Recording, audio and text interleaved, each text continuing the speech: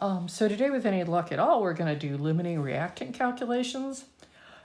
limiting reactant calculations, yeah.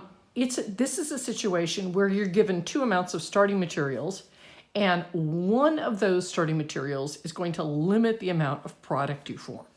So let's take a look at it with the turkey sandwiches, which you've already seen, and then we'll go from there. So if you remember, the recipe for the turkey sandwiches was 2 pieces of bread plus 3 slices of turkey would yield 1 sandwich.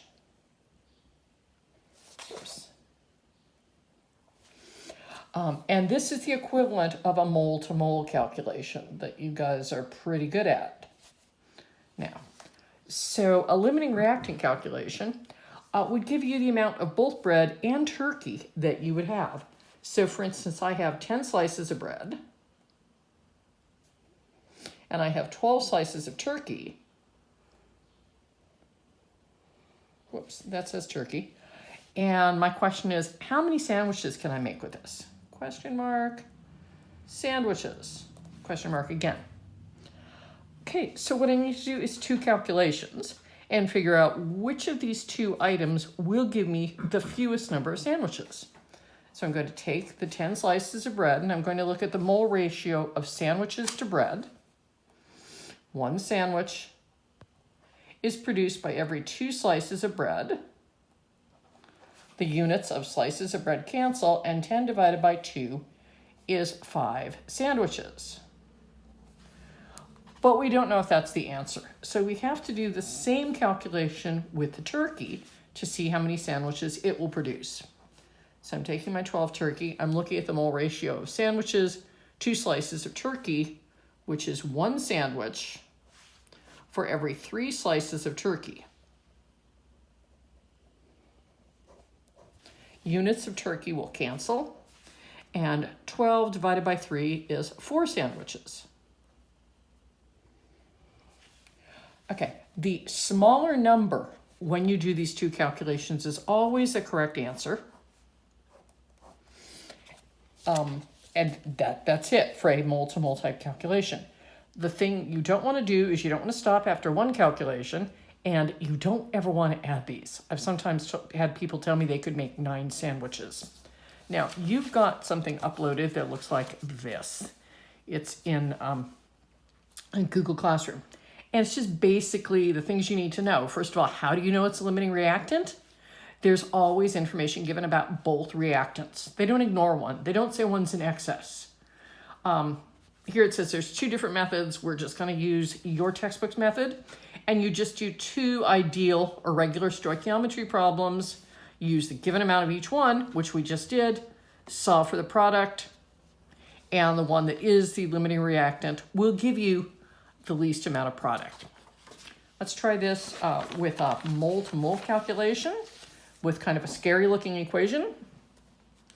So we have 2 aluminum plus 6 hydrochloric acids will produce 2 aluminum chlorides, AlCl3, plus 3 hydrogen gases, 3H2.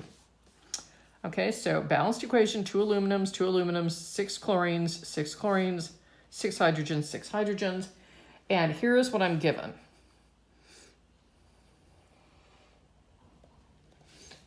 We have 0.667 moles of aluminum and 2.19 moles of HCl.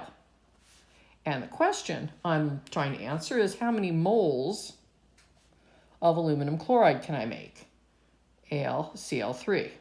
That's what I'm looking for. Now notice the 2 things you're given are both reactants. They always have to be both reactants. You can't be given a reactant and a product. And we're solving for the same reactant or the same product in both cases.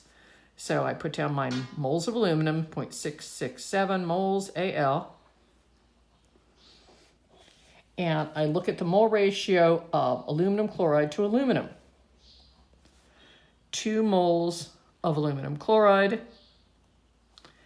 will use up 2 moles of aluminum. 6.66, 6.67 multiplied by 1 is going to give me 0.67 moles of aluminum chloride. Now I do the same thing with a hydrochloric acid. 2.19 moles of HCl. I'm looking at the mole ratio of aluminum chloride to HCl. 2 aluminum chlorides will be made for each 6 hydrochloric acids. So that's 2.19 times 2 divided by 6, and that gives me 0.713 moles of aluminum chloride. 0.667 is smaller than 0.713, so this is the answer.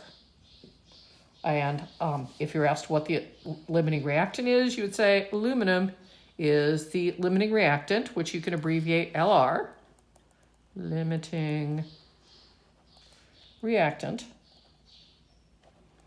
and HCl is in excess. That's how you do limiting reactants.